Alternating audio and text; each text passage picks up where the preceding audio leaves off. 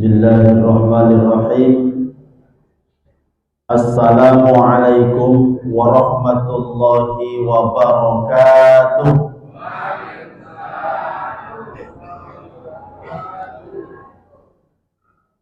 Alhamdulillahilladzi arsala rasulahu bil huda wa dinil haq liyudhhirahu 'ala ad-dini kullihi wa kafaa billahi shahida.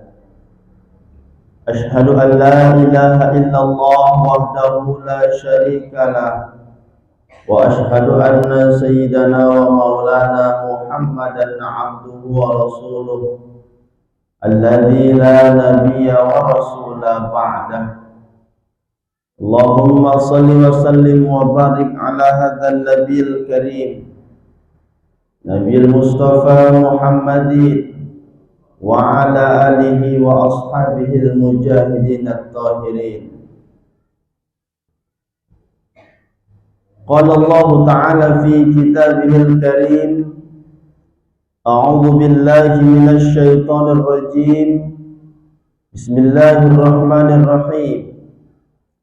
Laqad kana lakum fi Rasulillahi uswatun hasanah liman kana yarjullaha wal yawmal akhir wa dzakarallaha katsiran. Qala Rasulullah sallallahu alaihi wasallam, man ahya sunnati faqad ahabbani, man ahabbani kana ma'i fil jannah. Sadaqallahul azim wa sadaqa rasuluhun nabiyul karim wa nahnu ala dzalika minasy syahidin wasyakirin walhamdulillahi rabbil alamin. Orang-orang tua saya yang saya muliakan dan dimuliakan oleh Allah Subhanahu wa taala, Bapak Ketua BKM Masjid An-Nur yang saya muliakan, tokoh agama, tokoh masyarakat, alim ulama, cerdik dan pandai, para jamaah seluruhnya yang saya hormati, mari sama-sama kita bersyukur kepada Allah Subhanahu wa taala dengan mengucapkan alhamdulillahi rabbil alamin. Segala puji hanya milik Allah yang telah memberikan kita banyak nikmat, yang seandainya dihitung nikmat itu maka kita tidak akan sanggup menghitungnya. Semoga kita termasuk orang-orang yang pandai bersyukur untuk memanfaatkan nikmat itu agar mendatangkan ridho Allah Subhanahu wa taala. Bersolawat kita kepada baginda Rasulullah Muhammad sallallahu alaihi wasallam. Allahumma salli wa sallim wa barik ala Sayyidina Muhammad wa ala ali Sayyidina wa maulana Muhammad. Mudah-mudahan kita sama-sama mendapatkan syafaatnya di yaumil akhir kelak. Amin amin ya rabbal alamin. Bapak Ibu yang saya muliakan, berbahagia pada malam hari ini. Di mana-mana saya ceramah maulid Pak, biasanya itu jamaah sholat dengan jamaah pengajian beda Pak. Kalau jamaah pengajian biasanya penuh, anak-anak hadir, bapak-bapaknya hadir, yang nggak pernah ke masjid pun hadir, ya Pak. Ibu-ibu begitu juga, yang jarang ke masjid pun datang, anak-anak gadis pun datang, ramai anak-anak muda datang. Alhamdulillah malam hari ini memang yang datang memang orang-orang pilihan Allah. Nampak wajah-wajah surganya. Jadi saya nggak perlu lama-lama ceramah malam ini Pak. Ya Bu, yang hadir ini wajah-wajah maghrib semua. Bapak Ibu yang saya muliakan, salah satu bentuk kecintaan kita kepada baginda Rasulullah Muhammad sallallahu alaihi wasallam adalah dengan kita hadir memperingati Maulid Nabi. Walaupun sebagian pendapat ada orang yang membid'ahkan, lantak kalian lah. Paham kita Pak, maulid nggak bid'ah. Sekarang ada pula kawan-kawan berpaham banyak kali yang bid'ah. Pak, wirid yasin bid'ah, tahlilan bid'ah, maulid bid'ah, Isra Mi'raj bid'ah, semuanya bid'ah. Kalau semuanya bid'ah, maulid bid'ah, Isra Mi'raj bid'ah, gawat Pak. Kalau bapak-bapak MPNS masih enak, macam kami Ustadz ini, nasib kami yang terancam. Bukan berarti kami cari makan di ceramah dakwah, enggak. Bukan di situ maksudnya. Artinya enggak ada kesempatan kita lagi untuk menyampaikan tausiah, Pak, dakwah, Pak, semua bid'ah. Wirid pun bid'ah. Padahal banyak kali nilai-nilai keutamaan di wirid itu, Pak. Oh, enggak ada Ustadz, wirid itu tidak dalam Al-Quran. Memang di wirid itu tak ada dalam Al-Quran. Tapi Al-Quran ada di wirid. Betul, Bu? Di dalam Al-Quran enggak ada wirid. Tapi di dalam wirid ada Al-Quran. Di dalam wirid nggak ada hadis. Ya Bu? Maksudnya di dalam hadis tidak ada wirid. Tetapi di dalam wirid sedang mengamalkan hadis Rasulullah Sallallahu Alaihi Wasallam. Mana itu Ustaz? Silaturahim. Nanti kadang-kadang ditambah silatul fikri.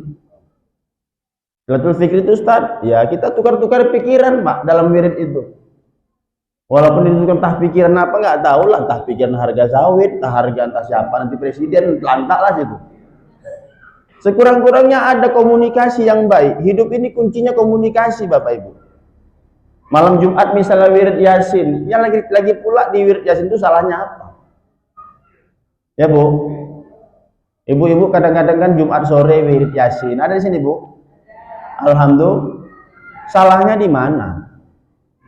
Yasin pun dibacakan, wirid Yasin kan yang dibaca itu Al-Quran. Yasin, tahtim, tahlil, doa.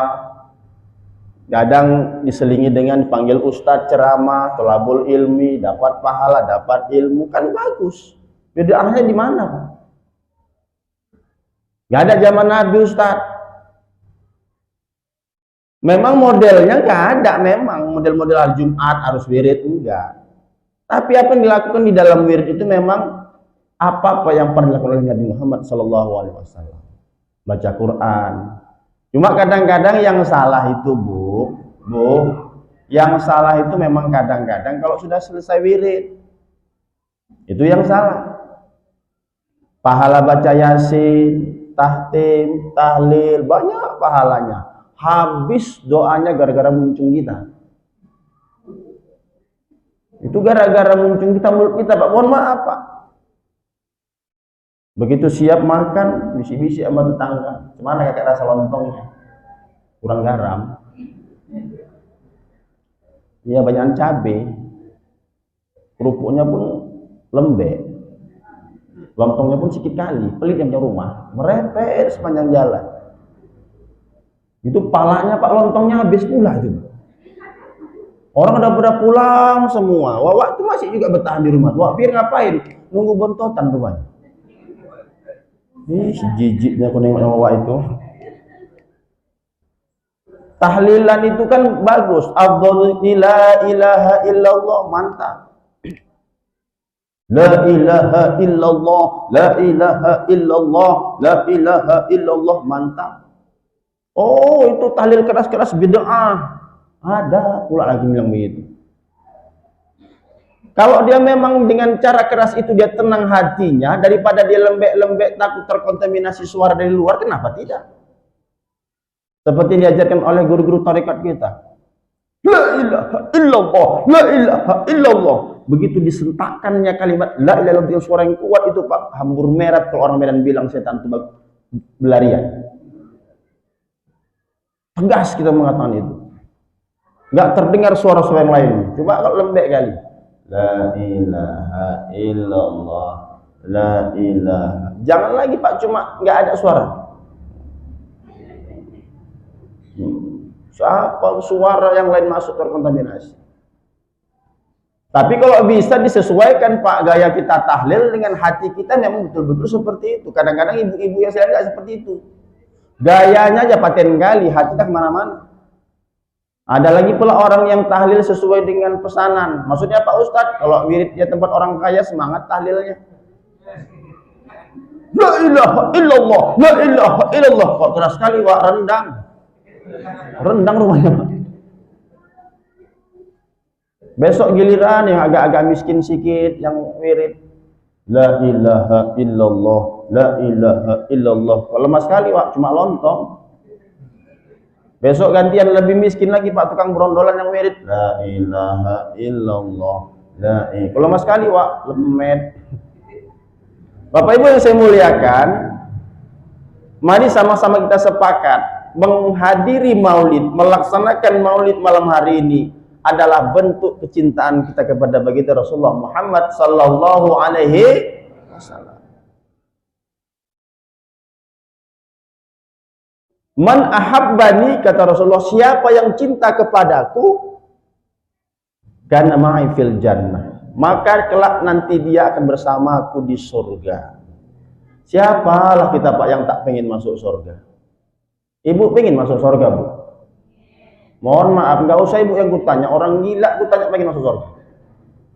Apalagi kita, Pak. Tapi persoalannya kita pantas nggak masuk surga? Kan belum tentu, Pak. Pengennya sih pengen, pantasnya belum tentu. Iblis 185.000 tahun, Pak, menjadi pengamal ajaran agama, taat kepada Allah, sujud di hadapan Allah, nggak pernah berbuat maksiat dan tidak pernah melanggar perintah Allah. 185.000 tahun sebelum Adam diciptakan, taat kepada Allah. Sekali Allah ciptakan Adam, seluruh malaikat diperintahkan untuk sujud di hadapan Adam, termasuk iblis. Tapi satu-satunya yang tak mau sujud adalah iblis. Sekali tidak melaksanakan perintah Allah, langsung diusir dari sorga dan tidak boleh lagi masuk dalam sorga, dan dinisbatkan menjadi penghuni neraka jahanam selama-lamanya, khalidina fiha. Ibu kira-kira Bu udah berapa kali melanggar perintah Allah?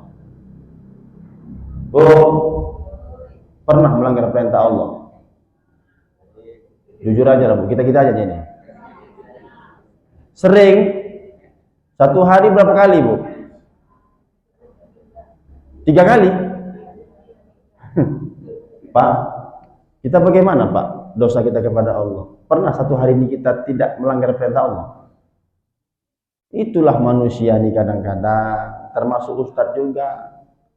Ustadz juga manusia, kita semua manusia, nggak luput dari dosa.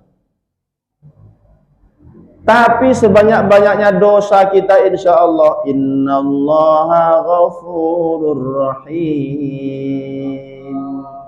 Allah itu sebenarnya maha pengampun lagi maha penyayang. Dan Rasul yang menjamin siapa yang mencintaiku, kelak akan bersamaku di sorga. Salah satu ciri orang yang mencintai Nabi, Pak, adalah orang yang senantiasa ingat minimal kelahirannya. Ibu, Bu, Ibu sayang sama suami Ibu? Ibu tahu tanggal lahirnya berapa? Alah. Berapa? Kan tak mungkin tak satu-satu. Habis supaya cepat selesai, tahun. Sambil mikir tanggal berapa lah. Bapak gitu juga, Pak, ya. Jadi dengan kita mengingat tanggal lahir Nabi, kita mengingat Nabi, orang yang kita cintai, dan kemudian kita teringat dengan orang yang kita ingat itu. Kita nggak pernah jumpa, kita nggak pernah ketemu, tapi salah satu kita bisa membayangkan kita sedang bersama Nabi dengan cara man ahya sunnati. Dengan cara bagaimana, Bapak Ibu sekalian? Dengan cara menghidupkan sunnah-sunnah Rasulullah Shallallahu Alaihi Wasallam.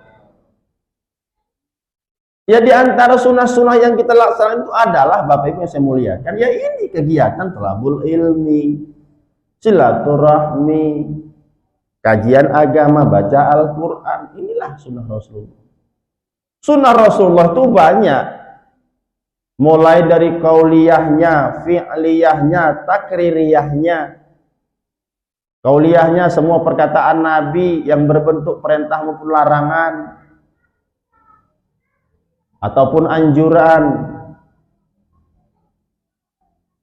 Fi'liyahnya perbuatan Nabi mulai dari bagaimana cara Nabi memakai pakaian, jenis pakaian dipakai Nabi, bagaimana bentuk tubuh Nabi. Misalnya, misal Rasul berjenggot, maka sunnahlah kita berjenggot. Bagi yang kebetulan ditakdirkan bisa tumbuh jenggot, kalau yang nggak bisa jangan memaksakan diri. Dan bagi yang sudah berjenggot, jangan pula diajak kali yang tak berjenggot. Kau nggak ikut Nabi, kau kenapa tak ada jenggot kau? Tersinggung kawan tuh Pak, dibalasnya pula, alah gara-gara jenggot kambing mandut jenggot katanya pula. Jangan kita bertegak gara-gara jenggot. Ya Bu. Kalau kita ikuti sunnah Nabi, insya Allah. Maka Rasul mengatakan dalam hadisnya, nanti sepeninggalanku kutinggalkan dua perkara. Kalau kau betul-betul berpegang teguh kepada keduanya, maka insya Allah selamat dunia wal akhirah. Apa itu Ustadz? Yang pertama Al-Quran, kedua sunnah Nabi. Gak usah terlalu dalam Al-Quran kita bahas, sunnah Nabi misalnya. Kalau kita hidup mencontoh Nabi, insya Allah dalam kehidupan sehari-hari kita contoh Nabi. Tadi Qori kita membaca Al-Ahzab ayat 21. Laqad kana lakum fi rasulillahi uswatun hasanah liman kana yarjullaha wal yawmal akhir wa dzakarallaha katsiran. Sungguh telah ada pada diri Nabi Muhammad itu contoh suri tauladan yang baik bagimu. Nabi Muhammad Rasulullah SAW tidak hanya mampu memberi contoh, tapi mampu menjadi contoh. Maka kita lihat Pak, kalau mau sehat Pak, ikuti cara makan Nabi. Bagaimana cara makan Nabi? Mengikut daripada perintah Al-Quran. Kulu mimma razaqnakum fil ardi halalan thayyiban. Maka Nabi kalau mau makan, kuncinya yang pertama halal, kedua thayyib. Tidak semua yang halal thayyib, tidak semua yang thayyib halal. Kenapa kok begitu banyak Allah berikan makanan di permukaan bumi ini, tapi Allah sediakan yang halal yang haram untuk menguji iman kita. Kita sami'na wa ata'na atau sami'na wa ngantukna. Syaratnya dua saja, halalan thayyiban. Maka sebelum kita makan pastikan halal dulu, baru pikirkan thayyib dulu. Mau setoyib-toyibnya, makannya thayyib pun dibeli dari Bang Thayyib, kalau dia nggak halal, jangan coba-coba dikonsumsi. Mau sehalal-halalnya, kalau kita nggak, memang kebetulan makanan yang nggak cocok buat kita, jangan coba-coba. Ada semua arahannya. Tapi jangan pula lagi semua halal, rap-rap sudah matur apa. Semua yang berkaki empat halal dimakan, kecuali kaki meja dan kursi, itu pun karena keras. Sedangkan yang halal saja Pak, itu Pak, kalau kita makan tanpa ada aturan, nggak mengikuti sunnah Nabi, akan mengakibatkan dampak negatif buat kesehatan kita. Dalam sejarah Rasulullah SAW dicatat cuma 2 kali beliau mengalami sakit. Itu pun sakit demam panas. Yang pertama beliau setelah tibanya dari Makkah ke Madinah pada saat hijrah. Yang kedua menjelang wafatnya. Demam panas, kelelahan dan kecapean. Kenapa? Karena pola makan Nabi yang betul-betul sempurna Pak. Yang pertama, tadi halalan thayyibah. Yang kedua, nggak terlalu ribet makanan Pak. Dalam sejarah diceritakan Rasul makan itu nggak banyak kali jenis Bu. Kalau nggak air putih, gandum, atau kurma. Sudah cukup Pak. Dan ada istilah tidak makan sebelum lapar, berhenti sebelum kenyang. Artinya ada ukuran makan. Kalau kita tidak, lapar nggak lapar makan, kalau nggak kenyang nggak berhenti. Kalau Bapak Daulay bilang asalkan berserak makan di depan rap-rap sulit matur rapat anggota pokoknya tapi jadi. Bah. Hajab kita Pak. Dilatih kita setahun sekali bulan Ramadan untuk berpuasa menahan nafsu. Bukan berarti menahan makan dari fajar hingga terbit matahari, hingga terbenam matahari, bukan, tapi mengendalikan nafsu. Agar apa? Mengurangi pola makan yang berlebihan. Allah sudah tegur dengan berbagai macam bentuk penyakit yang kita derita. Penyakit yang kita derita hari ini ada asam lambung, ada asam urat. Bapak Ibu yang saya muliakan, maka makan Rasul itu nggak ribet. Kita kan banyak kali makanan. Sekali makan 14 jenis macamnya. Satu jenis 14 macam bumbunya. Biar sedap. Ya Bu? Yang kita pikirkan nafsu bagaimana supaya lidah enak merasakannya, nggak mikir perut bagaimana cara memprosesnya. Yang kedua, cara makannya bagaimana? Nabi itu Bu, mohon maaf, biar supaya sehat, itu masuk makanan ke dalam mulut, dikunyah minimal 33 kali kunyahan baru masuk dalam perut. Ya Pak, itu kunci sehat makan. 33 kali kunyahan, macam kita kan tidak, masuk, oper kanan, oper kiri, angkat sudul, gol.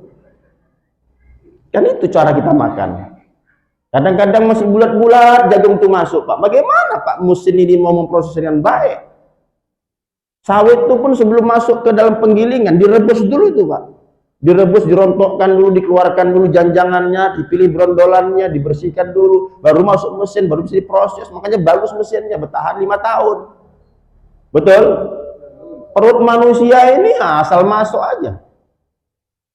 Kemudian seburuk-buruknya Pak, mohon maaf, pabrik sawit itu Pak, itu yang masuk bahan baku cuma sawit Pak.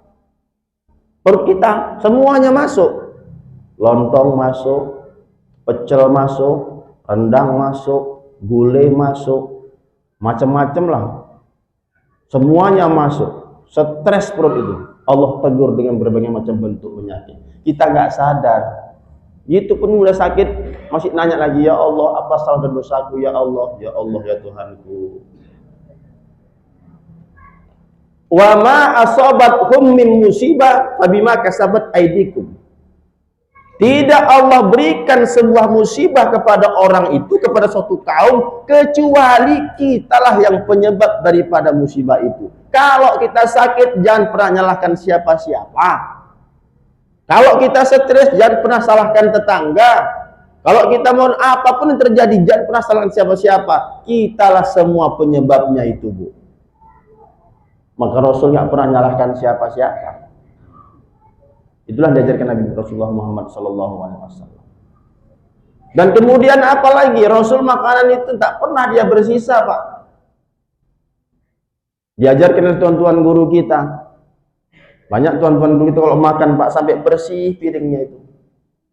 Dijilat lagi Bu ya. Kadang cuci tangan Pak di atas tempat makannya itu, piring itu Pak ya kan. Cuci tangan, diminum airnya itu. Ternyata memang itu obat. Makanya tuan-tuan guru kita, orang-orang tua itu dulu Pak, itu umurnya panjang-panjang, sehat-sehat. Ayah saya Pak meninggal umur 95 tahun. Umur 80 tahun masih sanggup pegang kampak menebang pohon Pak. Umur 80. Orang sekarang umur 50 sudah tak kayak mana kondisi badannya. Sudah opname, sudah sering diimpus. Sudah masuk UGD. Betul Bu? Umur 60 udah tua kali nampak. Kenapa? Banyak pikiran. Orang tua dulu, makanannya pun enak.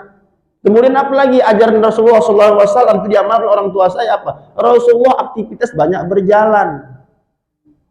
Banyak berjalan Pak, dan sering Rasulullah berjalan tidak pakai selop. Sehingga memang dokter manapun mengakui ternyata ini telapak kaki pusat saraf Pak. Pusat saraf. Kita mohon maaf, masjid 50 meter ke masjid pun naik kereta. Enggak, itu orang sana Pak.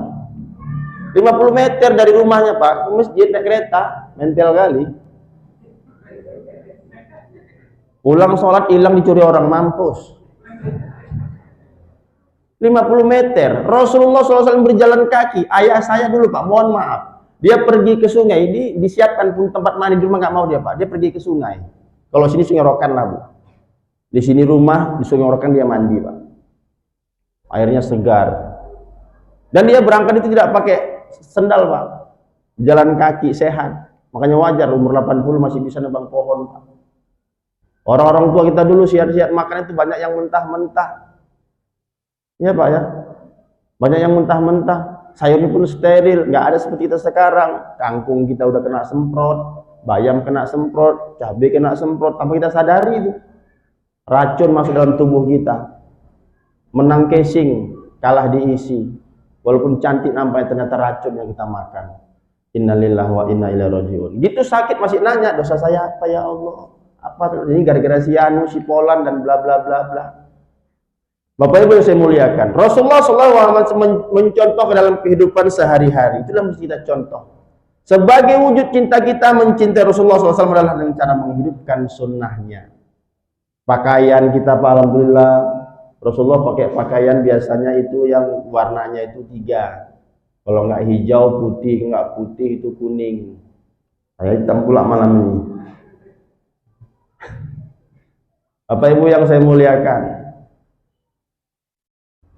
maka Rasulullah SAW menjadi contoh tauladan dari segi kehidupan, apapun kehidupan kita. Sebagai kepala negara, Rasulullah contoh.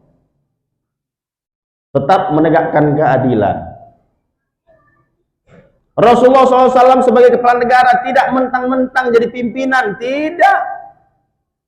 Walaupun dia kafir, walaupun dia Yahudi, walaupun dia Nasrani, tetap dilindungi oleh Rasulullah SAW. Dulu ketika dalam peperangan, ketika umat Islam menjadi tawanan, Pak, sakit kali penderitaan. Kau kalau enggak kembali ke agama nenek moyang mati. Kau pilih mana? Hidup atau mati? Kalau kau mau hidup, kembali ke agama nenek moyang. Kalau kau masih tetap mengikut Nabi Muhammad SAW, mengikut Rasulullah Muhammad itu, kau kepenggal lehermu. Pilih mana? Sahabat milih dipenggal, Pak. Itu tawanan orang-orang kafir. Beda dengan umat Islam. Beda dengan Rasulullah. Ketika punya tawanan perang, ditawarin sama, dibilang sama penjaga para sahabat. Wahai para sahabat, jangan kalian makan sebelum kalian pastikan seluruh tawanan sudah makan. Akhlak Rasulullah, Pak. Jangan kalian dulu makan sebelum pastikan para tawanan makan. Jangan pernah kalian makan lebih nikmat, lebih banyak daripada makanan yang dimakan oleh orang-orang yang kalian tawan. Maka tercatat dalam sejarah, pengikut umat Islam itu terbanyak dari mana? Dari tawanan perang, Pak. Ketika mereka melihat akhlak baginda Rasulullah Muhammad SAW yang diwariskan kepada para sahabat saat itu, terkesima mereka, terlena dengan akhlak Rasulullah SAW. Maka banyak tawanan pada saat itu yang memeluk agama Islam karena melihat daripada bagaimana Rasulullah SAW berakhlak mulia. Maka Rasulullah SAW menyampaikan, innama bu'ithu liutammima makarimal akhlak. Tidaklah aku diutus ke dunia ini, kata Rasulullah, kecuali menyempurnakan akhlak manusia. Kalau bukan karena sudah saking bobroknya, saking hancurnya akhlak manusia pada saat itu, tentu tidak akan diutus Nabi Muhammad SAW. Bagaimana kondisi Arab saat itu? Akhlaknya bobrok, akhlaknya hancur, sudah tidak bisa dibedakan antara manusia dengan hewan. Bahkan akhlak manusia hari itu lebih parah daripada hewan. Bagaimana lebih parah daripada hewan? Sebejat-bejatnya, mohon maaf Pak, mohon maaf saya sebutkan, seburuk-buruknya binatang yang bernama babi, belum ada sejarah kita dengar, Pak, ada babi bunuh anaknya. Ya Bu, belum pernah kita lihat. Sejelek-jeleknya binatang bernama anjing, dia tidak pernah membunuh anaknya sendiri. Tapi manusia sanggup membunuh anaknya sendiri. Sanggup. Berarti manusia itu lebih dahsyat daripada hewan itu sendiri. Ya Bu. Maka kita bicara soal akhlak sebentar ini, Bu. Akhlak yang bagaimana yang rusak itu? Yang pertama akhlak kepada Khalik, kepada Tuhan, kepada Allah. Manusia saat itu menyembah berhala, menyembah patung. Banyak praktik-praktik kemusyrikan. Sehingga Allah Subhanahu wa taala jauh, memang disebut Allah, Pak, tapi tata cara mereka beribadah itu menyembah berhala, menyembah patung.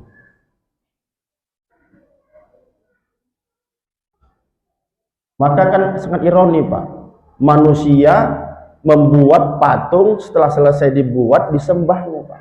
Kan sebuah kebodohan, sebuah kejahiliaan, sebuah kemusyrikan.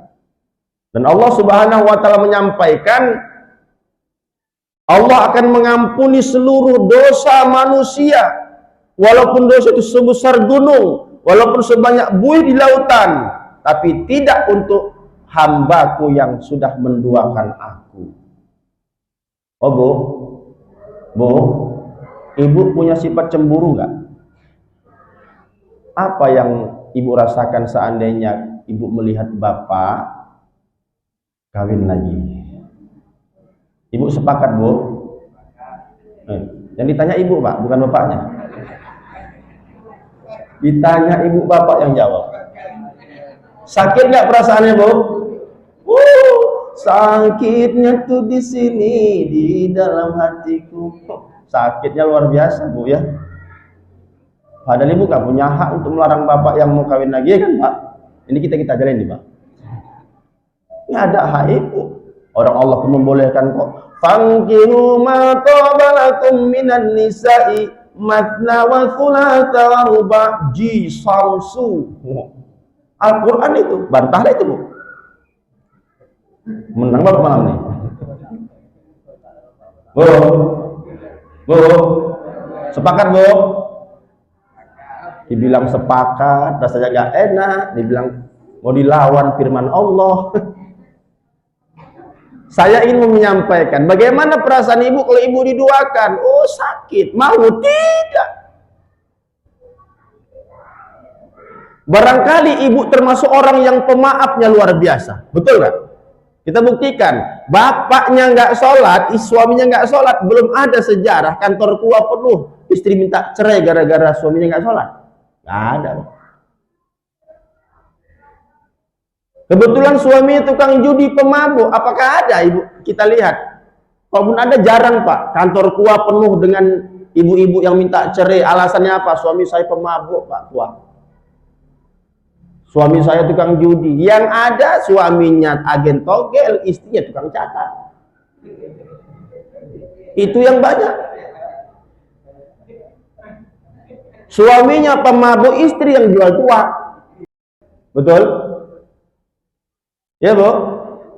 Mau dosa apapun akan kumaafkan, kata si istri, tapi tidak untuk persoalan hati. Apa Ibu yang saya muliakan? Allah pun begitu, Bu. Mau dosa sebanyak buih di lautan, sebanyak seluas dunia dan seisinya, kalau dosanya bukan dosa musyrik, Allah akan ampuni. Innallaha ghafurur rahim. Ada dosa yang diampunkan, sudah di dunia diampunkan Allah. Maka bagaimana caranya? Adalah orang-orang yang apabila terlanjur berbuat dosa, kalau mau segera diampuni, cepat-cepat taubat. Walladzina idza fa'alu fahishatan aw zalamu anfusahum,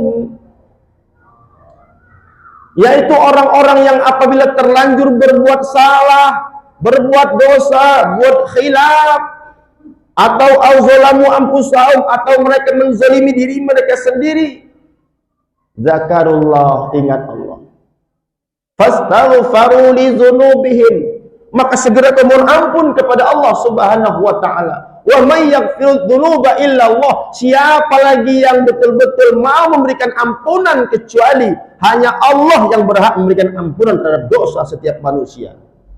Ada syaratnya satu lagi, walam yusirru ala ma fa'alu wa hum ya'lamun, dan jangan kau ulangi perbuatan itu kembali walaupun kau mengetahuinya. Inilah kadang-kadang Pak, kelemahan manusia ini. Kadang-kadang tobat kita tobat sambal, waktu pedas terasa berat, udah hilang pedasnya, mencari cabai kemana-mana, mahal pun dibeli. Ya Pak, ya Bu. Namun demikian Allah Maha Pengasih. Hari ini kau berdosa, minta ampun, ku ampuni. Besok berbuat lagi, mohon ampun, ku ampuni. Kau berbuat dosa lagi, mohon ampun, ku ampuni. Sampai siapa di antara kita yang bosan? Engkau bosan berbuat dosa atau Tuhan bosan memberikan ampun? Tapi Allah tidak akan pernah bosan memberikan ampun sepanjang hambanya terus menerus mohon ampun kepada Allah. Ya Bu, Allah Maha Pengampun. Jangan coba-coba berbuat musyrik. Bila kadang-kadang Pak mohon maaf. Kenapa Allah Subhanahu wa taala pernah berfirman, "Qul innama ana basyarum mithlukum yuha ilayya annama ilahukum ilahu wahid faman kana yarju liqa'a rabbih falyamal 'amalan salihan." Catat Bu, ujung ayat ini. Wala yusyrik bi'ibadati rabbih ahada. Dan jangan kau persekutukan Allah dalam peribadatanmu dengan sesuatu apapun. Yang manalah maksudnya di Pak Ustadz? Ada orang yang ahli ibadah, namun di dalam ibadahnya dicampurnya dengan kemusyrikan. Apakah kita termasuk Pak? Coba Pak, kita senter betul-betul lah kaji ini. Ibarat semut hitam di atas batu hitam, batu yang licin di tengah malam gelap gulita. Kalau tidak disenter dengan cahaya iman, nggak nampak di situ ada semut hitam. Itulah ibarat dosa, ibarat kesalahan. Yang mana disebut orang beribadah namun berbuat kemusyrikan? Tipis Pak. Perkara niat. Apa Bu? Niat. Maka dalam banyak kitab hadis, yang pertama hadis selalu didukilkan adalah innama a'malu binniyat wa innama likulli imri'in ma nawa. Faman kana hijratuhu ila Allah wa rasuluhu hijratuhu ila Allah wa rasuluhu. Sesungguhnya setiap pekerjaan itu diawali, didasari dengan niat. Niat itu letaknya di dalam hati. Maka dia akan mendapatkan sesuai dengan apa yang diniatkan. Sholat kita menuju Masjid An-Nur ini ibadah kepada Allah Subhanahu wa ta'ala. Maka sholat kita akan diterima oleh Allah Subhanahu wa ta'ala manakala dalam hati kita niatnya betul-betul lillahi ta'ala.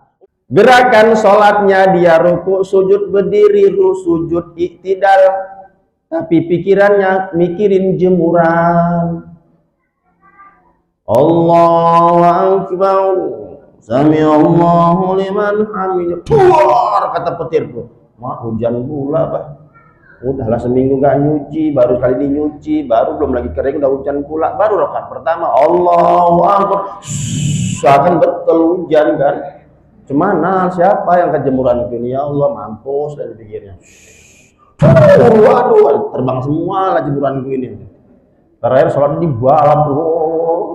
Yang sakitnya Wak begitu rakaat terakhir Bu, udah mau tahiyatul, datang pula angin tuh nggak di luar, masuk dalam perut mau keluar. Ditahankan ya lah. Mau ku buang batal sholat udah rakaat keempat, mau ku tahankan macam mana lah caranya pikir. Terakhir ditahankan sampai tetes darah penghabisan. At-tahiyatul mubarakatuh thayyibatun lillah. Sambil tarik nafas awak. Assalamualaikum warahmatullahi wabarakatuh. Assalamualaikum. La ilaha illallah. Sebenarnya tinggal fil alamin innaka mitrubai batal. Sudah sikit lagi Pak, tinggal fil alamina innaka hamidum majid. Sikit lagi rupanya pas gitu batuk dia. Yang atas batuk, bawah pun ikut batuk. Nyesal pula pikirnya.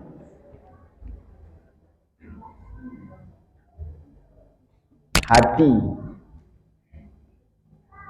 Ya Bu, kita mau ukur bagaimana bersihnya hati kita Pak.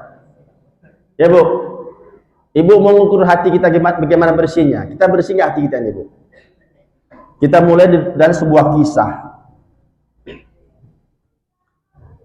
Dulu ada beberapa orang yang sangat kental memusuhi Nabi. Ada Abu Sofyan, ada Abu Jahal, ada Abu Lahab, dan ada abu-abu yang lainnya. Walaupun tidak termasuk Abu Rokok sama Abu Dapur.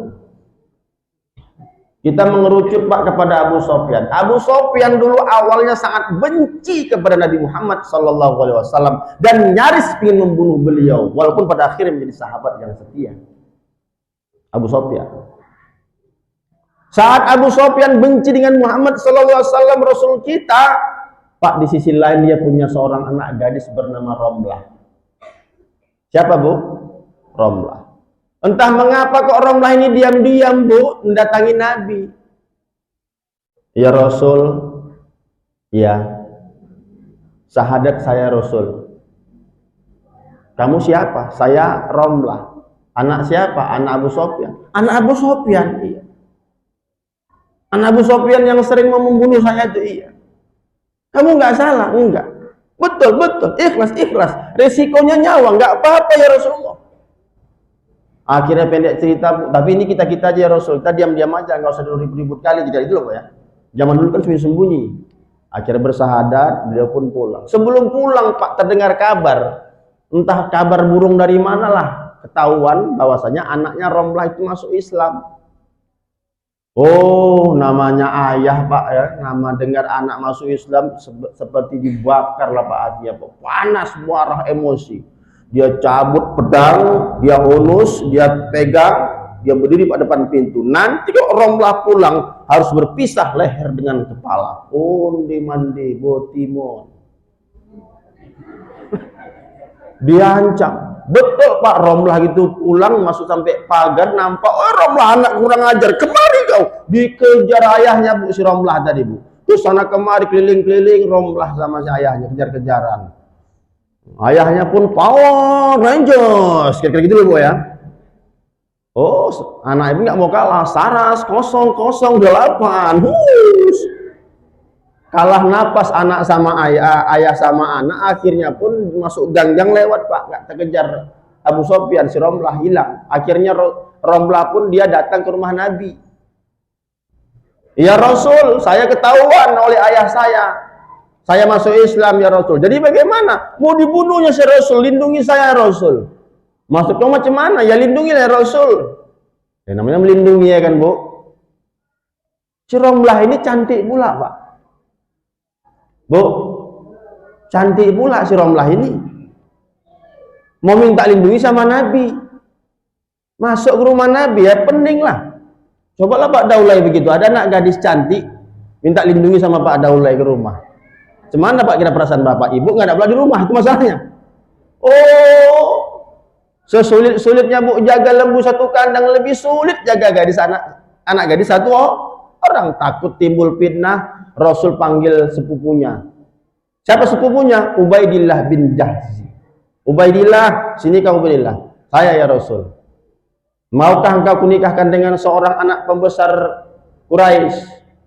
Siapa ya Rasul? Romlah. Romlah mana ya Rasul? Anaknya Abu Sofyan. Romlah binti Abu Sofyan. Kau mau enggak?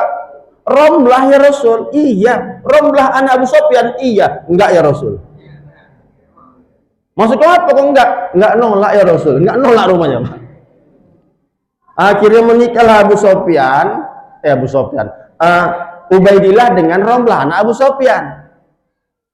Pendek cerita mereka pun hijrah ke Habasyah dulu Pak. Pendek cerita suatu saat, suatu malam, Romlah sedang mengandung anak Ubaidillah, umur 4 bulan kandungan Bu. Beliau bermimpi, suatu malam dia melihat Suaminya Ubaidillah mukanya hitam legam Pak, gosong, menakutkan. Dia terbangun, ada apa lah ini? Besoknya dengar kabar Pak, Ubaidillah murtad kembali ke agama nenek moyangnya. Romlah mu'alaf ingin dibimbing oleh sepupu Nabi agar taat kepada Allah dan Rasulnya, imamnya malah murtad. Apa nggak sedih Bu? Bayangkanlah laki ibu murtad. Sedihnya luar biasa. Anak dalam kandungan histeris Romlah, dia pukul-pukul perutnya. Ini anak orang kafir, aku nggak mau punya anak orang kafir. Sahabat lewat nampak, dilakukan kepada Rasul, ya Rasul, Romlah ya Rasul. Romlah mana? Anak Abu Sofyan yang menikah dengan Ubaidillah. Betul ya Rasul. Kenapa dia histeris ya Rasul? Mau bunuh diri dia Rasul. Anak dalam kandungannya dipukul-pukul. Mungkin kayak mana lah nasib kandungannya itu. Apa yang terjadi? Sepupumu ya Rasul. Kenapa sepupu saya? Ubaidillah, dia murtad ya Rasul. Inna lillahi wa inna ilaihi raji'un. Dia panggil Zaid bin Sabit. Wahai Zaid, tuliskan pesanku kepada Romlah.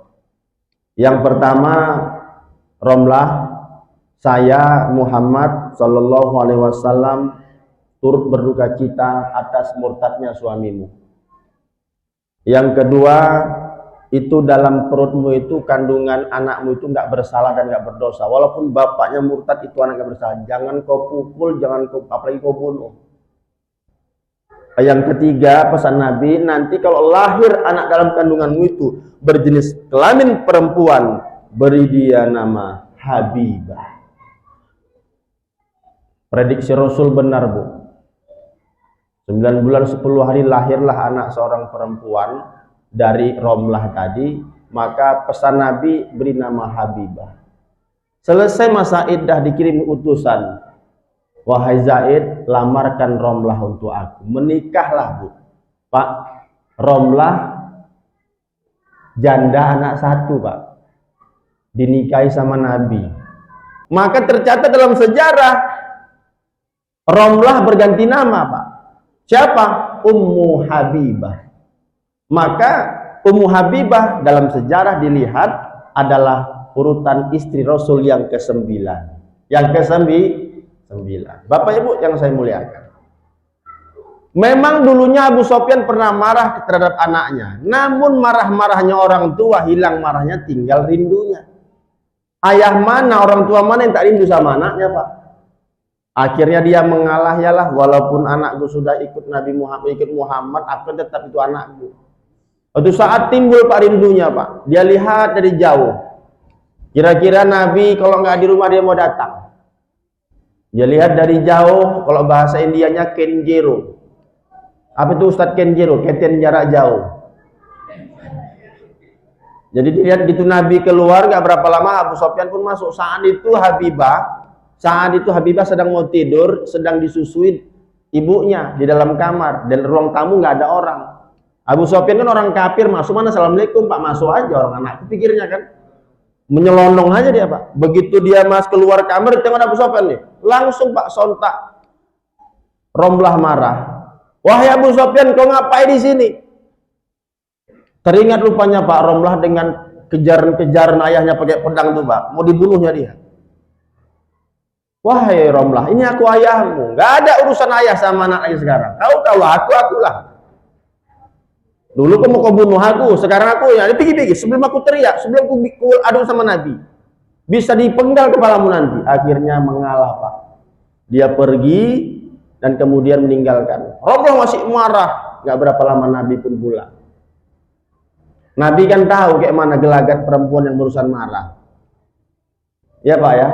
Tengoklah ibu-ibu ini kalau berurusan habis marah, kan nampak Pak dari wajahnya. Kalau ibu-ibu sekarang ini masih wajah-wajah sorga semuanya ini. Ya Bu ya, barusan baca Quran, barusan sholat kena wudhu. Coba kalau barusan merepet, ajar juga ya, tengok. Ya Bu ya. Maka Rasul bertanya, wahai Romlah, kau kenapa? Kok barusan marah nampaknya? Ya aku barusan marah ya Rasul. Marah sama siapa? Sama saya? Tidak. Sama Abu Sofyan lah, pukileknya itu tadi. Wah, kenapa kau maki-maki itu Abu Sofyan? Abu Sofyan siapa? Abu Sofyan mantan ayahku itu loh ya, mantan ayahnya. Bukan mantan suaminya Pak, mantan ayahku gitu. Terus kau apain dia? Aku maki-maki dia, ya Rasul. Kusir dia. Aku bilang, jangan sempat nanti Nabi datang. Kalau Nabi datang, kau dipenggal kepalamu. Pergi kau dari rumah ini. Haram kau masuk dalam rumah ini. Ku maki dia Rasul. Ku hina dia. Kusir dari sini dia. Puas hati gue tadi. Oh, yang marah itu Romlah. Padahal itu anak-anak kandungnya. Apa kata Nabi Pak saat itu? Wahai Romlah, kalau kau masih menganggap aku sebagai suamimu, kau masih sayang sama aku, masih cinta sama aku, wahai Romlah, demi Allah, tolong kau hargai Abu Sofyan karena dia adalah mertuaku. Oh, begitulah hati Nabi bersihnya itu, Bu. Tak ada rasa dendam, tak ada rasa sakit hati. Bayangkanlah kalau kita lah jadi Nabi, Pak, begitu. Jangankan melihat orangnya, Pak, mendengar namanya, dengar suaranya saya pun kita, Pak, udah emosi. Itulah kita. Bapak Ibu yang saya muliakan, maka Rasulullah SAW mengajarkan akhlak kepada kita. Akhlak yang pertama, akhlak kepada Allah. Apa akhlak yang harus kita lakukan kepada Allah? Allah Subhanahu wa Ta'ala memperkenalkan dirinya dan memberikan perintah kepada kita sebagai wujud akhlak kita kepada Allah. Innani ana Allah la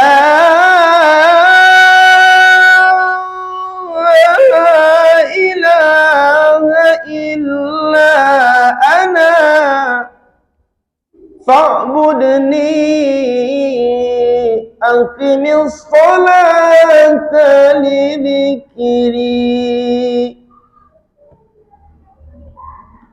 Sesungguhnya aku adalah Allah dan tidak ada Tuhan selain aku.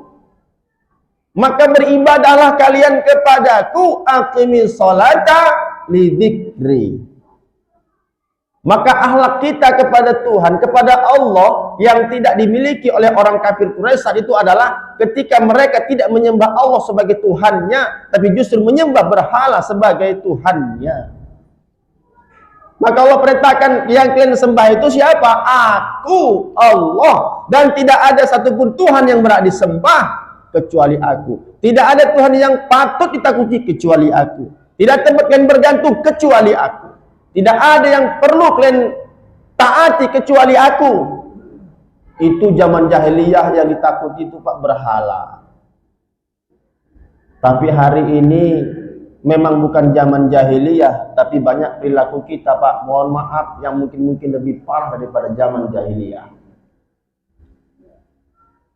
Yang mana itu, Ustaz? Kita lebih takut kepada atasan ketimbang kepada Tuhan. Betul, Pak? Betul? Pak, betul, Pak? Kita sebagai pejabat, sekelas kepala desa, sekelas camat misalnya, cobalah camat dipanggil sama bupati setengah malam, Pak. Datang nggak, Pak? Hah? Jangankan camat, Pak. Kepala dinas pun dipanggil malam datang, Pak. Nggak datang, habis. Nggak pindahkan. Betul? Pak Camat, siap, Pak, siap. Malam ini saya minta Pak Camat untuk datang ke rumah saya. Ada rapat penting. Penentuannya malam ini. Kalau malam ini Pak Camat nggak datang, maka anggaran dana saya akan salurkan ke kecamatan lain, ada 10 miliar. Datang camat? Pasti datang, Pak. Datang camat. Mau jam berapa pun datang. Padahal jauh dari Tambusai Utara, Pak, ke Pasir Pangarayan, kondisi hujan lebat. Datang. Yang manggil bupati. Bupati gitu juga, kalau yang manggil gubernur datang. Gubernur gitu juga, yang manggil presiden datang. Lah kalau yang manggil Allah datang nggak, Bu? Allahu Akbar, Allahu Akbar, Allahu Akbar,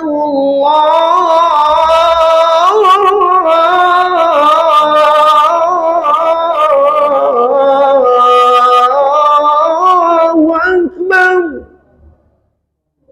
Itu memang suara Bilal yang azan di masjid, tapi hakikatnya Allah manggil kita untuk sholat di masjid. Azan itu bukan suara ngasih tahu waktu sholat, tapi suara untuk manggil kita datang ke masjid untuk sholat. Yang manggil siapa? Hakikatnya Allah. Pertinyi, datangkah kita yang mendengar itu, Bu? Yang datang ya datang. Mana lebih banyak yang datang sama yang tak datang?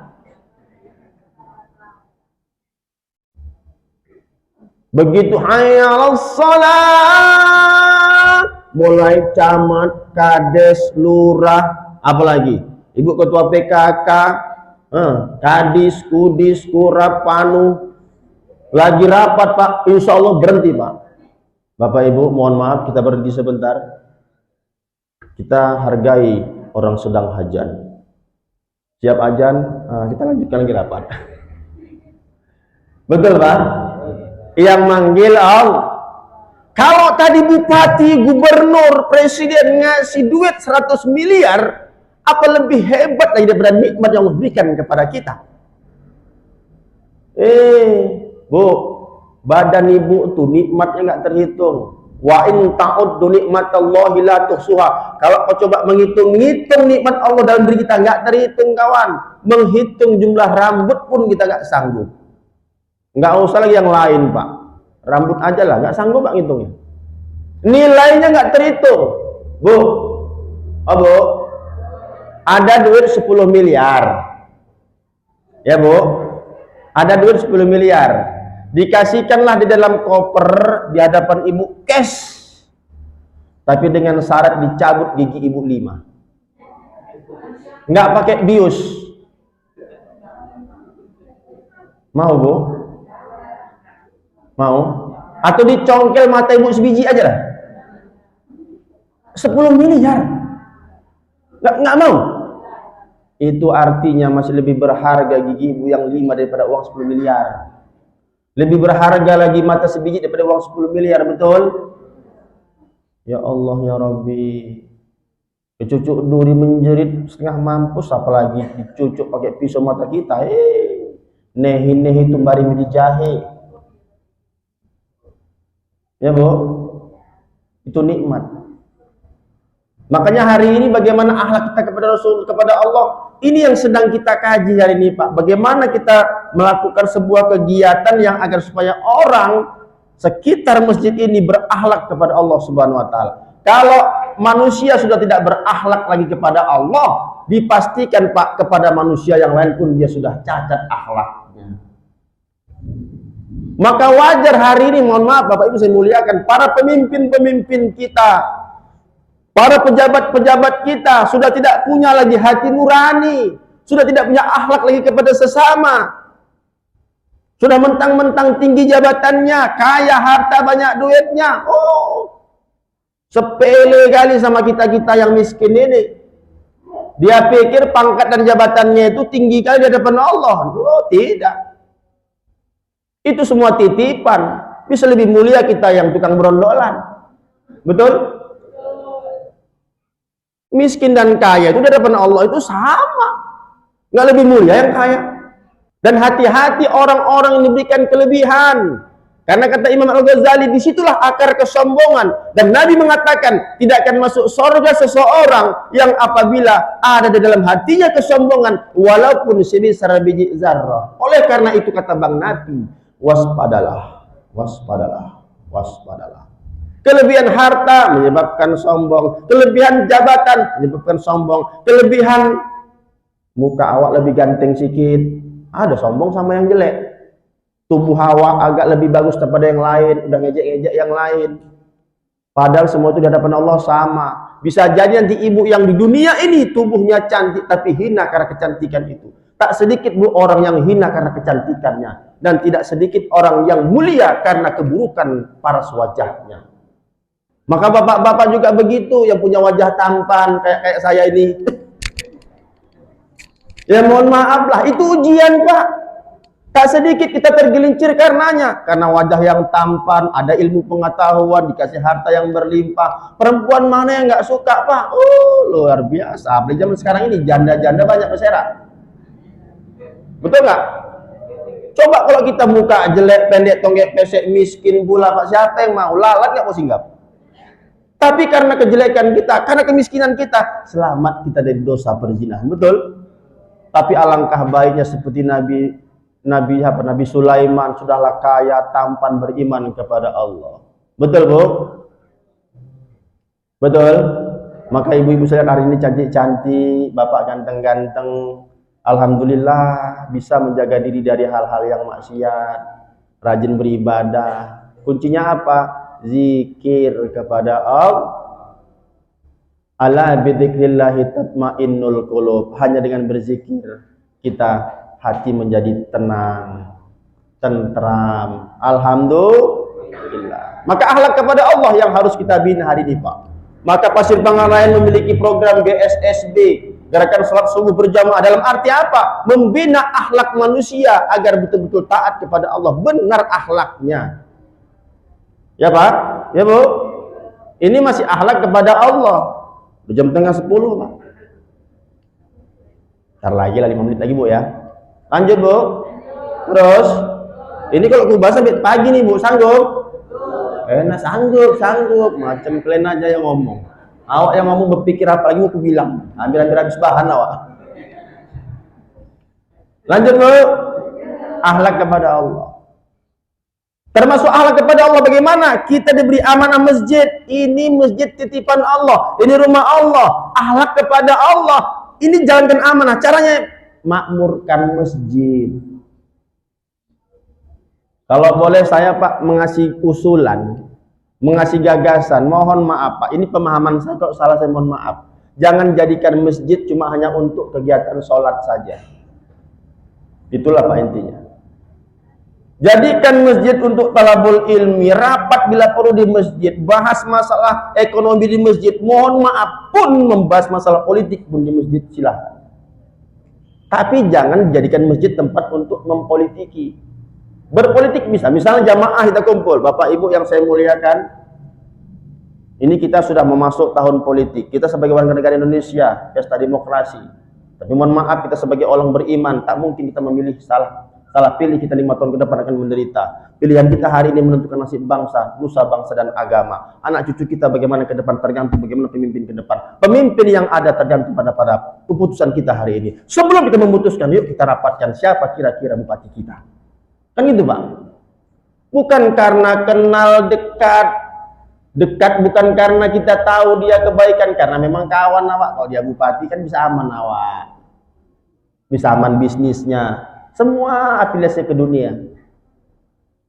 Kemudian memilih karena tetangga, karena jiran, bukan karena kita tahu dia orang yang taat kepada Allah. Siapa yang milih itu? Tentukan. Musyawarah kita, Masjid An-Nur, yuk kita ngambil sikap. Yuk kita bersatu. Karena untuk mengangkat pemimpin yang adil itu butuh persatuan, butuh pengorbanan. Siapa kira-kira? Jangan diantara kita mau misalnya dibayar misalnya. Walaupun dia banyak duit, kalau kita dibayar. Salah satu ciri-ciri pemimpin yang bakal merusak bangsa adalah pada saat dia mau duduk, dia minta dipilih dengan cara membayar dengan uang untuk membeli suara kita. Ini mohon maaf. Ya, Bu, ya. Maka pilih orang-orang yang benar, bukan karena orang-orang yang bayar. Makmurkan masjid, bahas masalah politik di masjid, silahkan. Bapak Ibu yang saya muliakan, maka makmurkan masjid. Di mana-mana Bapak Ibu, ini masjid sudah sungguh luar biasa. Ini masjid ini sudahlah besar, kipasnya ada, AC-nya ada, nggak kepanasan lagi kita. Karpetnya pun bagus, bersih, rapi. Kalau kita nggak betah lagi di masjid ini, luar biasa lah, Bu. Bukan salah lagi masjidnya, salah memang jamaahnya. Oh, tunggu dulu, Ustaz. Mungkin karena imamnya nggak bagus, bisa jadi, Pak. Masjidnya bagus, imam nggak bagus, sama juga. Maka pilih imam yang bagus menurut pandangan, musyawarah lah pengurus masjid. Jangan dipaksakan kita juga yang mau maju ke depan. Gunakan uang kas untuk bayar imam yang bagus. Kalau memang kampung ini nggak ada imam, kalau memang kita harus undang orang, ya ngerti lah, Pak, sedikit, dihargai sedikit, ya, Bu, ya. Ini kadang-kadang makanya imam nggak mau di masjid, kenapa? Udahlah disuruh banyak kerjaan, salah sedikit jadi sasaran. Kamar mandi kotor imam disalahkan, masjid kotor imam disalahkan, karpet koyak imam disalahkan, lampu putus imam disalahkan. Apa gak mampus imamnya? Berapa gajinya? 2,5. Berapa, Pak? 1,5 juta enggak? 2 limpul. Lah, itu pun 3 bulan sekali. Nanti terlambat azan imam disalahkan. Ya, Bu. Makanya banyak imam-imam kurus kering. Kayak saya ini, Saya 7 tahun Pak di Medan dulu tinggal di masjid, paham saya jenis-jenis masjid dan jenis-jenis watak manusia. Tinggal di komplek Brimob saya sudah pernah Pak, 4 bulan menjadi imam sama polisi-polisi. Alhamdulillah, hujan Pak ya? Oh, alhamdulillah lah hujan. Biar tak pulang ibu-ibu itu. Bu, ini hujan nikmat atau bencana? Saya ulangi, ini hujan nikmat atau bencana? Kenapa umat Islam masih banyak yang nolak hujan? Nanti mau pesta, sibuk nolak hujan, jaluk tolong Mbah, minta tolong, kenapa? Aku mau pesta Mbah. Terus masalahnya apa? Udah 3 kali pesta Mbah tumpur. Maksud kau kemarin nggak tumpur Mbah, undangan nggak ada yang datang. Kau nggak datang, nggak kau udah datang. Undang Mbah, cuma hancur Mbah pesta. Kenapa? Karena hujan angin Mbah. Pentas berterbangan Mbah. Aku nggak tahu kalau Mbah itu bisa. Jadi macam mana maksud kau? Maksud aku Mbah, padi-padi Mbah lah, mana cara bisa nggak hujan, undangan banyak datang. Oh gampang itu, kau siapkan aja cabai merah 3, merica 3, garam 3 sendok. Untuk apa Mbah? Mau nyambel Mbah? Banyak kali cakap kau. Kau siapkan aja lah. Maka Bu, hari itu kita boleh nggak mau pengen datangnya hujan, tapi coba lihat berapa juta makhluk Allah yang pengen hujan. Bunga-bunga di taman, pohon-pohon di pinggir jalan, hewan-hewan yang di bawah pepohonan itu Pak, semua berzikir minta hujan. Awak kita tolak-tolak. Ya Bu, tengoklah nanti Bu, besok pagi siap hujan Bu, Ibu dengarkanlah hewan-hewan di sekeliling rumah kita itu Bu, bersyukur itu Bu, berzikir mereka, ngaji mereka Bu. Ada aja macam-macam cara orang nolak hujan. Ada garam dilemparkan di depan rumah, kenapa Pak? Biar nggak hujan, hubungannya apa? Ada bambu kuning diletakkan di dekat penerima tamu, pokoknya jangan jatuh hujan deras, dari mana jalannya? Ada lagi mohon maaf, pesta, menikahkan anak, bersepeda hujan, manten nggak boleh mandi 3 hari Pak. Allahu Akbar.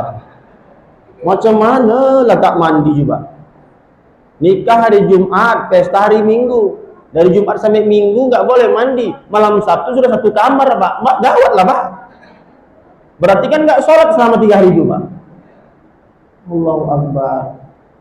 Hujan turun, alhamdulillah. Bapak Ibu saya muliakan. Maka kita makmurkanlah masjid ini. Coba kita belajar dari masjid yang ada di Jogja. Pak, mereka punya konsep bagaimana cara memakmurkan, bahwasanya jangan habiskan uang ini hanya untuk gonta-ganti bangunan fisik. Saya ulangi Bu, jangan habiskan kas masjid, impak masjid ini hanya untuk gonta-ganti cat masjid. Karena Allah nggak akan tanya nanti, wahai BKN, itu cat masjid itu nggak kau ganti. Nggak ada Allah tanya itu Pak. Yang diperintahkan adalah innallaha ya'muru masajid, memakmurkan masjid Pak yang Allah minta. Maka tanggung jawab BKN bagaimana cara memakmurkan masjid. Kalau saya dulu di Medan, itu habis maghrib sampai isya, saya wajibkan itu anak-anak kampung ngaji di masjid.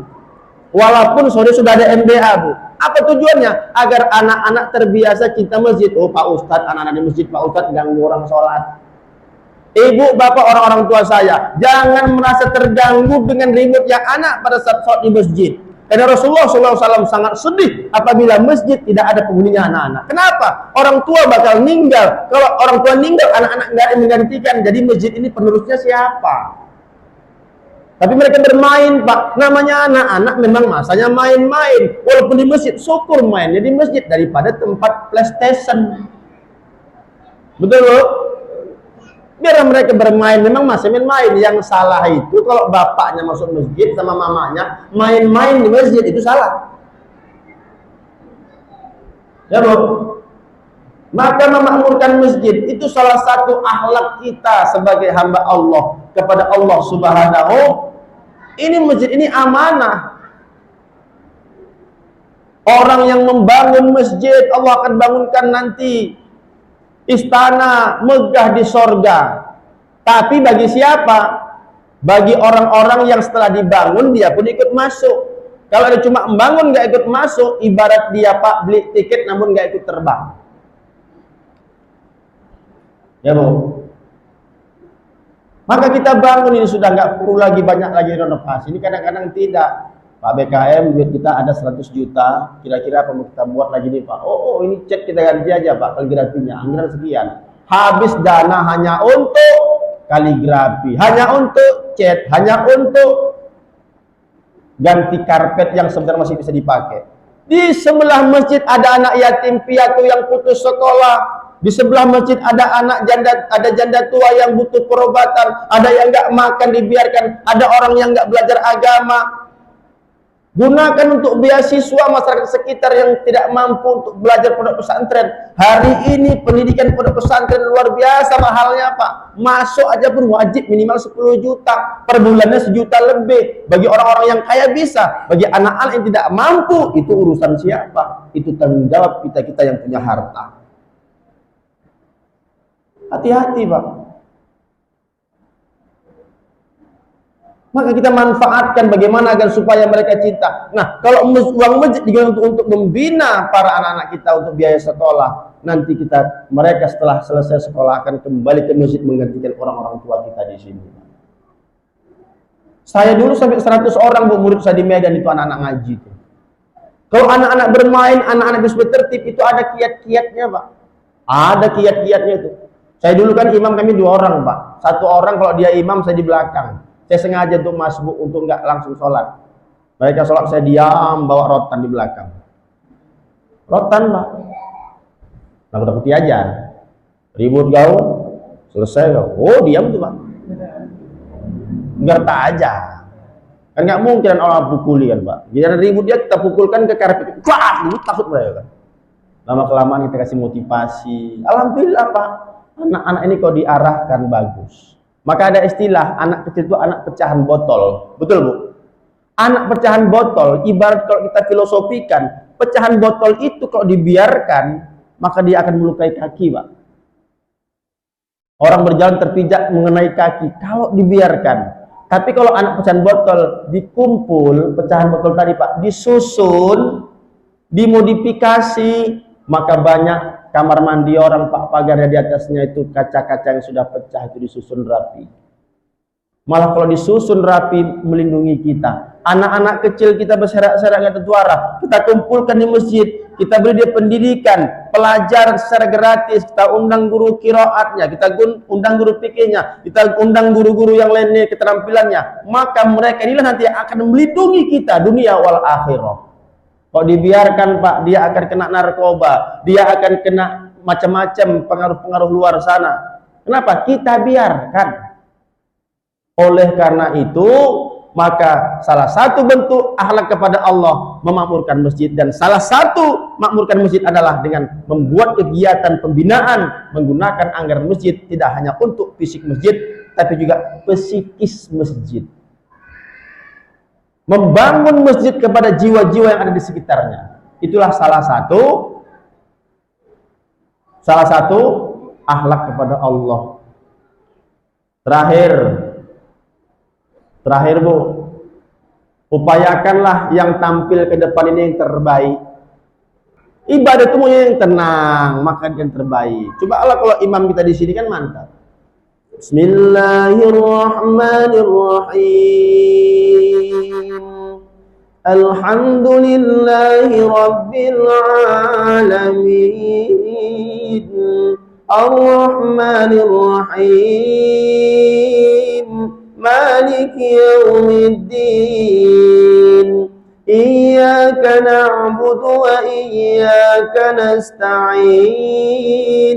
Ihdinas siratal mustaqim.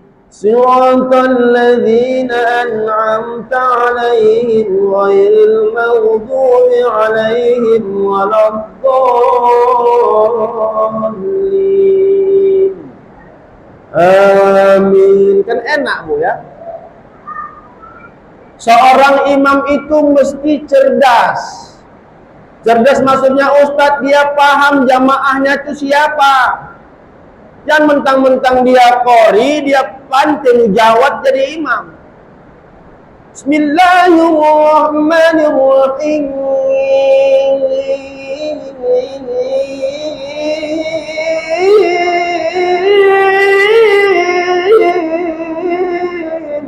Telentang lawak itu dibayang. Harus cerdas. Ada ustaz mengatakan, as-salatu mi'rajul mu'minin. Salat itu mi'rajnya orang beriman. Maksud mi'raj itu apa ustaz? Dialognya orang dengan Allah. Oh, dia pakai bahasa dialog. Bismillahirrahmanirrahim. Alhamdulillahirabbil alamin. Ar-Rahmanir-Rahim. Maliki yaumiddin. Iyyaka na'budu wa iyyaka nasta'in. Ihdinas siratal mustaqim. Siratal ladzina an'amta 'alaihim ghairil maghdubi 'alaihim waladdallin. Macam mana jawabnya, Pak? Amin lawak. Maka harus cerdas memilih lagu yang pas, memilih ayat yang pas. Jangan mentang-mentang kita habis 30 juz, satu halaman awak baca, satu rakaat, nenek-nenek dua. Ngampus laku kok begini caranya. Memang suaranya bagus, tapi kelamaan aku nggak tahan, bisa muradku naik.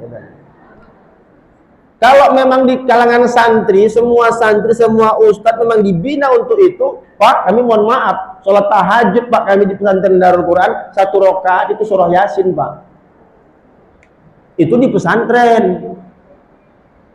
Satu rakaat Yasin. Itu kita amalkan 4 rakaat tahajud satu malam. Rakaat pertama ustadz, surah Yasin, surah Sajadah pertama. Alif Lam Mim.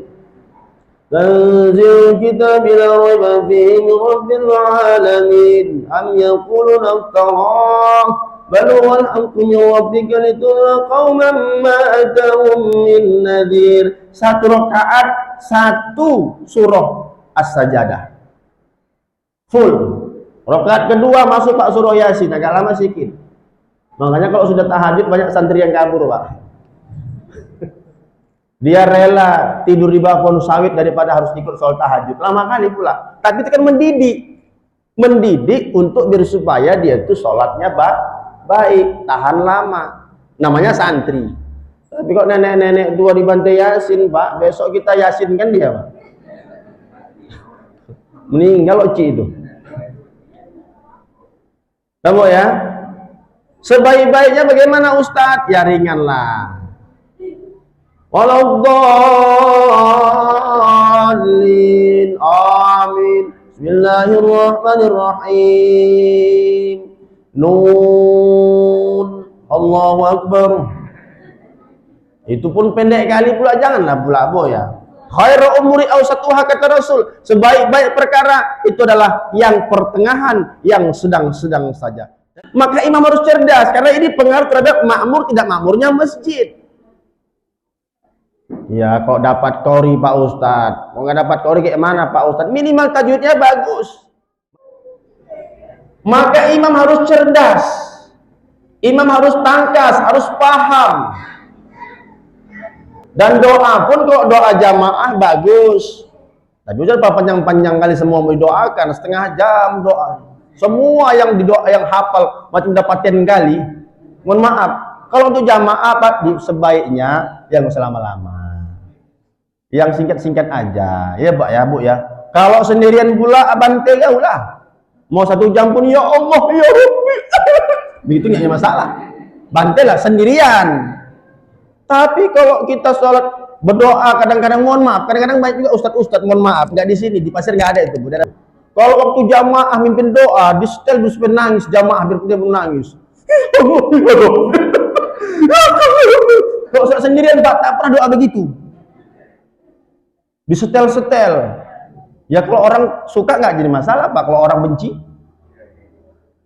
Jadi doa itu yang singkat, padat. Macam ceramah saya lah, singkat, padat. Gak usah panjang-panjang kali Bu ya. Nggak panjang 2 jam. Ya Bu, sehubungan karena hujan pun sudah berhenti. Bukan tak mau melanjutkan gaji nih, masih banyak lagi. Kalau kita teruskan, ya lain kali undang lagi Bu. Yang penting cocok. Ya, maksudnya cocok waktunya. Jangan ibu guru sangka Bu, oh ibu buruk sangka pula sama saya. Mohon maaf bu, saya kemarin ikhlas karena Allah, bukan karena amplop yang kalian pikirkan itu. 10 ibu kasih amplop itu buang tuh bu. Jujur aku bilang, untuk apa aku itu? Kalau mau ngasih langsung aja bu. Dikasih ya terima kasih, enggak dikasih berarti belum rezekiku. Terima sekedar buat jajan anak istri, selebihnya buas ongkos naik haji. Dikasih ya terima kasih, enggak dikasih panitia ku tandai. Ku terima sekedar buat jajan anak istri, selebihnya buat nambah satu lagi.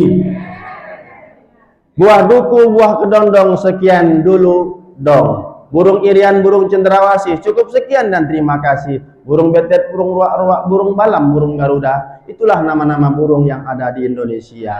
Demikianlah informasi aktual, faktual, tajam dan terpercaya yang dapat saya sampaikan melalui ECTP pada malam hari ini. Saya Ahmad Siregar beserta seluruh kru yang bertugas mohon unjuk diri dari kita semua. Semoga kita bisa bertemu, bisa bermuajahah di waktu dan gelombang yang sama, pada acara yang sama, yaitu berpacu dalam ibadah.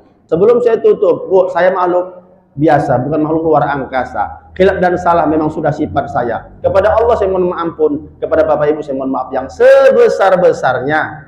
Maaf bu, tak ada gading yang tak retak, tak ada lautan yang tak berombak, tak ada bisul yang tak bengkak, tak ada luka yang tak koyak, tak ada tuyul yang tak botak. Kami keluarga tuyul mohon. Ya Pak ya, ya Bu ya. Rezeki pun kau kaya miskin sudah ditetapkan Allah, maka jemput dan hadapilah dengan cara-cara yang baik. Mudah-mudahan kita baik niatnya, baik tujuannya, baik yang kita dapatkan, dapat kebaikan dunia wal akhirah. Ya Bu, kalau ada sumur di ladang, tanda petani kurang kerjaan. Kalau ada umur yang panjang, kita sambung di lain kesempatan. Kalau ada sumur di ladang, boleh ibu menumpang mandi. Kalau nggak ada sumur di ladang, jangan sampai ibu nggak mandi-mandi. Kalau ada umur yang panjang, insya Allah kita bertemu kembali. Mudah-mudahan di dunia kita dipertemukan, di sorga pun Allah kita persatukan. Amin Allahumma amin. Ila liqa ma'assalamah. Wassalamualaikum warahmatullahi wabarakatuh.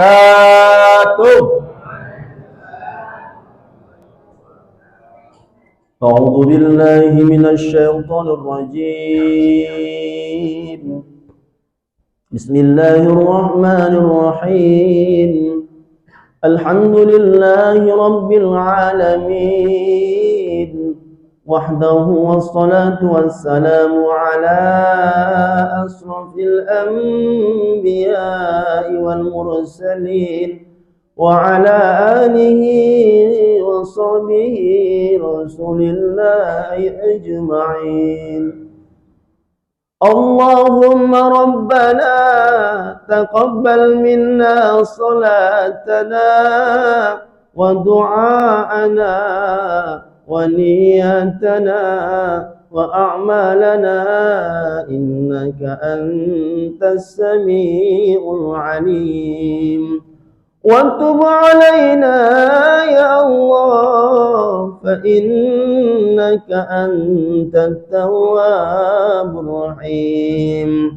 اللهم اغفر لنا ذنوبنا وذنوب والدينا وارحمهم كما ربونا صغرا ولجميع المسلمين والمسلمات والمؤمنين والمؤمنات الأحياء منهم والأموات برحمتك يا أرحم الراحمين. اللهم جمعنا هذا جمعا مرحوما وتفرقنا من بعده تفرقا معصوما واهدنا يا الله صراط مستقيما. اللهم افتح يا الله أبواب الخير وأبواب البركة وأبواب النعمة وأبواب السلامة وأبواب القوة وأبواب العافية وأبواب الصحة وأبواب الجنة خصوصا يا الله لأهل هذه الجماعة برحمتك يا أرحم الراحمين. ربنا آتنا في الدنيا حسنة وفي الآخرة حسنة وقنا عذاب النار. وصلى الله وسلم على سيدنا محمد وعلى آله وصحبه وبارك وسلم بفضلك. سبحان ربك رب العزة عما يصفون وسلام على المرسلين والحمد لله رب العالمين. تقبل الله منكم منا ومنكم تقبل يا كريم. Wassalamualaikum warahmatullahi wabarakatuh.